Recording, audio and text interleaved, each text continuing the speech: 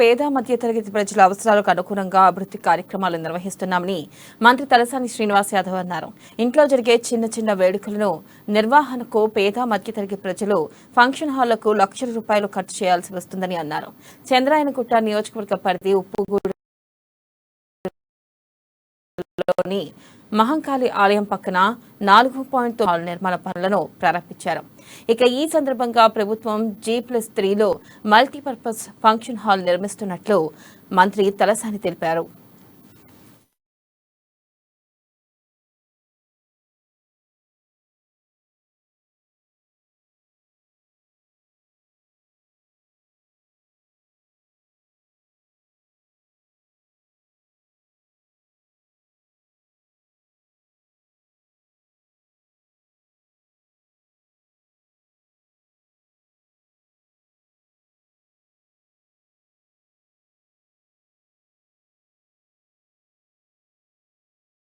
Development కాకపోతే చెప్పండి. మీ ప్రాంతం డెఫినెట్ గా అన్ని రంగాలలో అభివృద్ధి చేసే బాధ్యత నాది అని చెప్పి నేను ఈ సందర్భంగా తెలియజేస్తా ఉన్నాను. దీంతో పాటు బ్రహ్మాండంగా బోనాల జాతర వెళ్ళినప్పుడు ఇక్కడ నుంచి అక్కన్న మాదన్న దేవాలయం నుంచి అంబానీ ఊరేగింపు జరిగితే ఇదే ఎంఐఎం పార్టీకి సంబంధించి ఎమ్మెల్యేలు గాని అక్కడ ఉన్న కార్పొరేటర్లతో మాట్లాడి చార్మినార్ దగ్గర షేర్ చేయించిన మనోళ్ళు హిందువులు పాంకాని బోనాలు ఊరేగింపు వస్తే మీరు రిసీవ్ చేసుకోండి అని చెప్పి అట్లా కలిసిమెలిసి ఉండాలనేటువంటి సంకల్పం. వినాయక చవితి అద్భుతంగా చేసినాం. వాడు దబడి ఈయనోడు మాట్లాడుతారు, దేనికి పనికిరానోడు మాట్లాడుతారు. మీరు చూసిండ్రు వినాయక చవితి ఉత్సవాల్లో కూడా ఏర్పాట్లు జరుగుతలేమో అని చెప్పి రెండు మీరు గవర్నమెంట్ వదిలిపెడతారంటే మేము చేసుకుంటామన్నారు. ఏడికేం తెస్తాడు? 5,000 మంది పోలీసులు తెస్తాడా? ఇన్ని డిపార్ట్మెంట్లు పనిచేస్తాయి. తెస్తాడు, ఢిల్లీకేం తెస్తాడు, హెలికాప్టర్లు తీసుకొస్తాడు. మాట్లాడడానికి నోరు ఉన్నది, నరం లేని నాలుగే ఉన్నది కాబట్టి ఏదన్నా మాట్లాడు బాధ్యత ఉన్నది. ఈ రోజు తెలంగాణ ప్రభుత్వం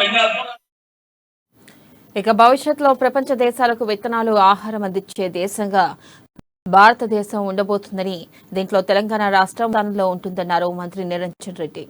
రాజేంద్రనగర్ సర్కిల్ పరిధిలోని ప్రొఫెసర్ జయశంకర్ తెలంగాణ రాష్ట్ర వ్యవసాయ విశ్వవిద్యాలయం యూనివర్సిటీ ఆడిటోరియం వద్ద విత్తన మేళ కార్యక్రమంలో రాష్ట్ర మంత్రి నిరంజన్ రెడ్డి, ఎమ్మెల్సీ సురభి వాణిదేవి పాల్గొన్నారు.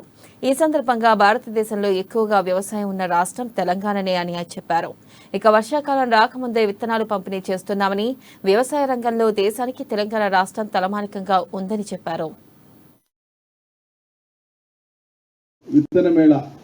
ఈ కార్యక్రమానికి రాష్ట్రంలో ఉండేటువంటి రైతాంగానికి ప్రాంతీయ పరిశోధన సంస్థల ద్వారా, అది పాలెం కావచ్చు, జగిత్యాల కావచ్చు, వరంగల్ కావచ్చు, విశ్వవిద్యాలయ క్యాంపస్ కావచ్చు, కేవీకేలు కావచ్చు, ఐసీఆర్ సెంటర్లు కావచ్చు, వీటన్నిటి నుంచి కూడా విత్తనాలను మనం రైతాంగానికి అందజేస్తాం. ఈ అందజేయడంలో రొటీన్గా అందజేయడం కాక ఒక ఏడు నుంచి ఇంకో ఏడుకి వచ్చేవరకు నూతన పరిశోధనలు, నూతన ఆవిష్కరణ ద్వారా అందుబాటులోకి వచ్చినటువంటి విత్తనాలను కూడా మనం పరిచయం చేస్తాం రైతాంగాన్ని. అవి మేలైనటువంటి వంగడాలను, మరింత ఎక్కువ దిగుబడినిచ్చేటువంటి వంగడాలను ఎప్పటికప్పుడు కోసమే ఒక ఫోకస్ రావాలని, ఒక అటెన్షన్ రావాలని, ప్రజలందరికీ ఇది తెలియాలని, విస్తారంగా ప్రచారం జరగాలనే ఉద్దేశంతోన ఏకకాలంలో ఇన్ని సెంటర్లలో మనం కార్యక్రమాలు ఏర్పాటు చేసి రైతాంగానికి ఇస్తాం.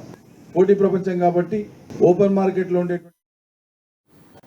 ఇక యాసంగి పంట కాలాన్ని ముందుకు జరిపేందుకు ఏ రకమైన విత్తనాలు, విధానాలు అవలంబించాలో సలహాలు, సూచనలు ఇవ్వాలని శాస్త్రవేత్తలు, నిపుణులు, అధికారులను రాష్ట్ర మంత్రివర్గ ఉపసంఘం కోరింది. ఇక ఈ మేరకు సచివాలయంలో మంత్రివర్గం భేటీ అయింది.